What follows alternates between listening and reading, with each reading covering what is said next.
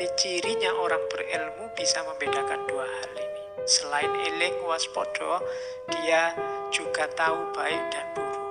Jadi ini menunjukkan bahwa sebagaimana di banyak teori yang lain, bahwa yang namanya pengetahuan itu sangat erat berhubungan dengan perilaku, dengan kebaikan, dengan moralitas. Dan moralitas sangat erat berhubungan dengan kebahagiaan. Ada nanti dalam Wedotomo, ini klaster-klasternya saya bikin sendiri ya. Slide-slide-nya saya bikin sendiri, urutannya tak kacau sendiri, tak pilih yang saya cocok. Kalau kamu yang tertarik dengan Wedotomo, baca sendiri 100 bait itu, urutannya tidak kayak gini. Pasti, saya comot yang tengah tak taruh di depan, yang belakang tak taruh tengah, semacam itu. Dengan standar ngukur kemampuanmu cara menangkap. Karena kalau tak urut kayak ngaji kitab kuning itu, mungkin kamu agak pusing. Oke, yang pertama, di sana ada etika individual, etika sosial, dan etika ketuhanan.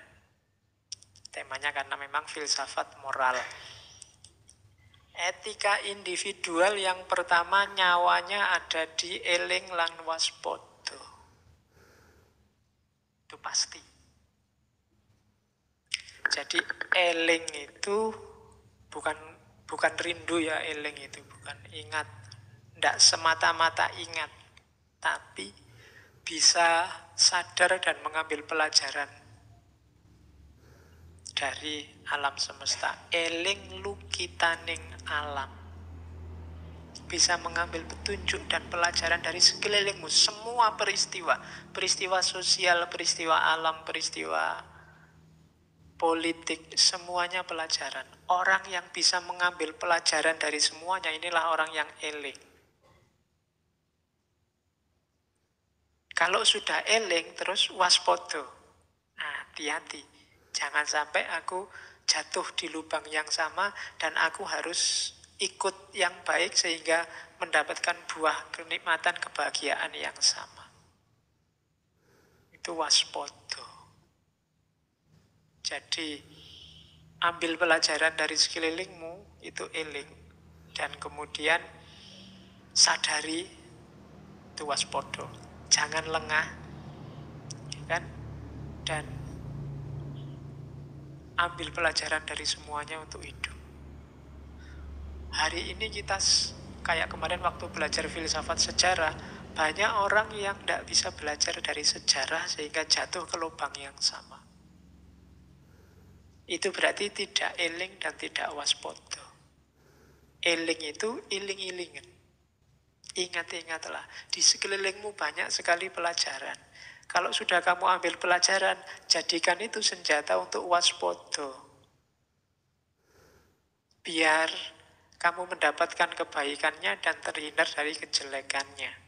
Jangan sampai kamu susah karena tidak mengambil pelajaran. Akhirnya apa? Kamu berobat sesudah terluka. Atetombo yen wis bucik.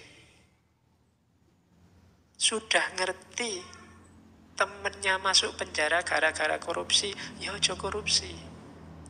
Kalau masih korupsi itu berarti apa? Atetombo yen wis bucik. Wong yang lain sudah ngasih contoh begitu. Kalau kamu melakukan hal itu, sepinter apapun kamu, tidak ada gunanya. Ilmumu tidak jadi cahaya. Jadi kuncinya seorang bermoral di Jawa yang pertama adalah eling lan waspodo. Tidak boleh orang jatuh ke lubang yang sama. Tidak hanya lubang yang pernah dia jatuh, tapi lubang yang orang lain pernah jatuh juga kita jangan sampai jatuh di situ. Itu berarti kita eling lan waspodo. Jadi rumus pertama, etika individual. Rumus kedua, harus bisa membedakan baik dan buruk. Ini buahnya ilmu. Mencahayai kita, pandeming kalbu. Jadi orang bermoral itu eling waspodo, ngerti apik, ngerti elek. Harus bisa membedakan. Kalau belum bisa, nggak ada gunanya ilmu. Ilmu itu untuk menerangi, membuat kita bisa membedakan mana baik, mana buruk. Berarti cirinya orang berilmu bisa membedakan dua hal ini. Selain eling waspodo, dia juga tahu baik dan buruk. Jadi ini menunjukkan bahwa sebagaimana di banyak teori yang lain, bahwa yang namanya pengetahuan itu sangat erat berhubungan dengan perilaku, dengan kebaikan, dengan moralitas. Dan moralitas sangat erat berhubungan dengan kebahagiaan. Jadi yang pertama, orang berilmu itu secara moral eling dan waspodo, dan secara moral bisa membedakan baik dan buruk. Secara moral juga, orang yang berilmu mudah memberi maaf. Jadi, den ngaksamo kasih sipaning sesami. Ya, nanti bisa dicek lagi waktu kita ngaji tentang memberi maaf. Orang yang tidak mau memberi maaf menunjukkan dia merasa penting, merasa besar. Ada nilai sombongnya dalam dirinya.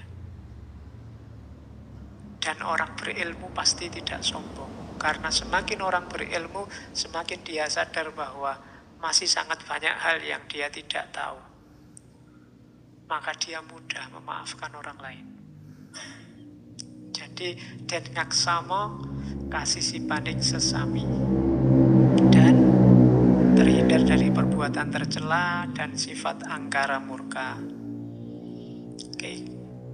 Kemudian, kalau memang mampu, ikutilah dari buku. Termasuk Wedotomo. Banyak-banyak membaca. Karena buku-buku moral.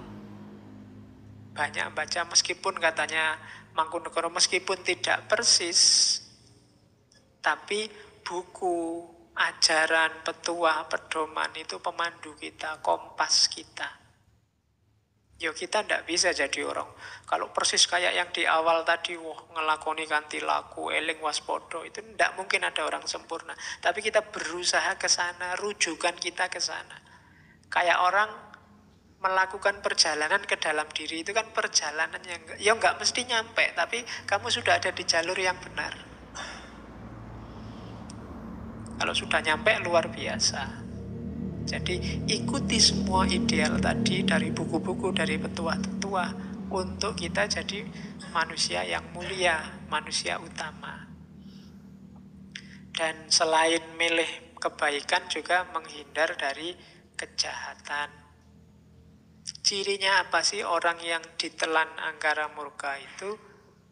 Adalah kareme anguwus-uwus uwo setan ono mung janjine muring-muring.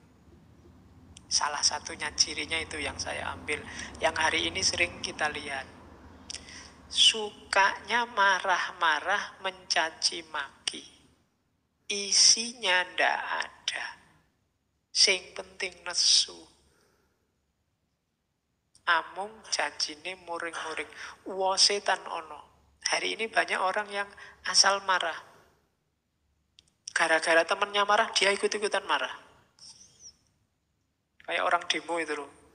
Gantian marah ke atas panggung. Kenapa? Temennya marah, dia ikut marah. Jadi, padahal kalau ditanya, jenengan ki nesu nopo, mungkin dia ya bingung. Marah sama siapa? Nggak jelas juga. Marah tentang apa? Titik salahnya di mana? Kadang juga nggak jelas. Yang penting teriak-teriak. Uwo setan ono. Pokoknya pinginnya bengok-bengok, nesu-nesu. Ada yang itu cirinya orang tadi. Nggak pinter, nggak bisa mengendalikan diri. Oke, terus sekarang etika sosial. Kalau ini etika ketika berhubungan dengan orang lain. Yang pertama, harus sopan.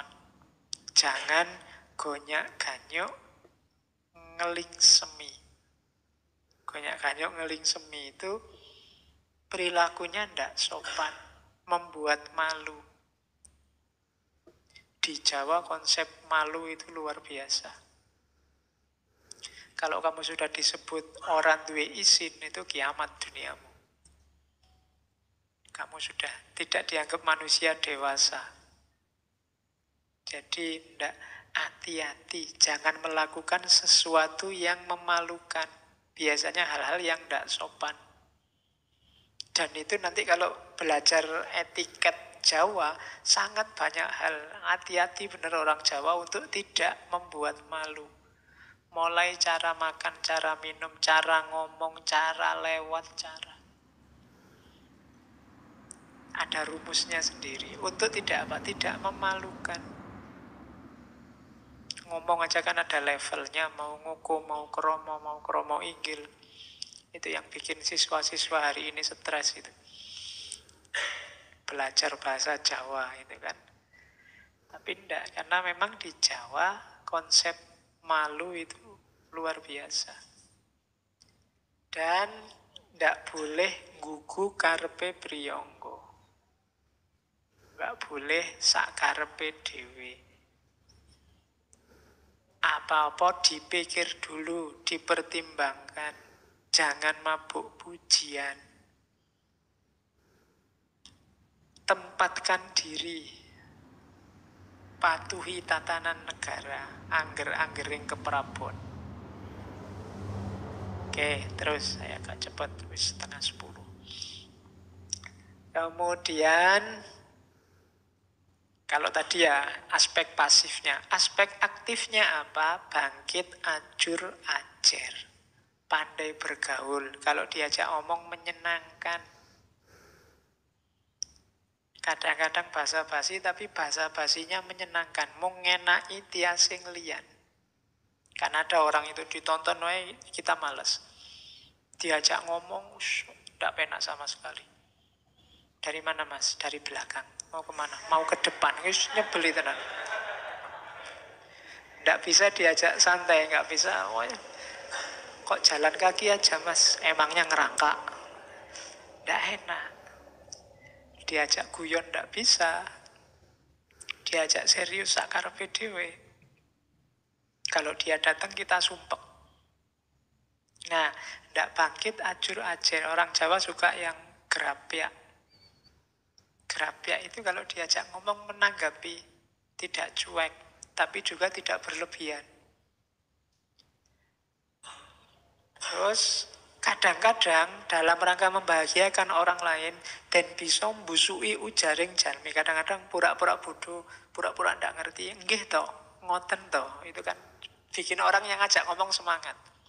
Daripada diajak ngomong, alah wis tahu, wis ngerti. Ya kan, kadang-kadang kan kamu gitu aja. Alah wis ngerti, wis rasa diteruski. Wis tahu. Itu kan tidak enak.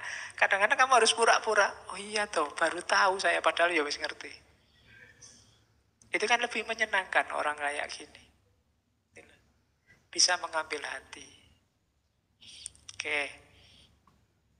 Kemudian jangan berperilaku kayak orang dungu. Tadi sudah disebut ya, sombong, ingin dipuji, tidak mau kalah, meremehkan orang lain. Ini di banyak ajaran moral sudah disebut. Nyawanya, sumbernya perbuatan jelek itu merasa besar, merasa tinggi, merasa sudah bisa,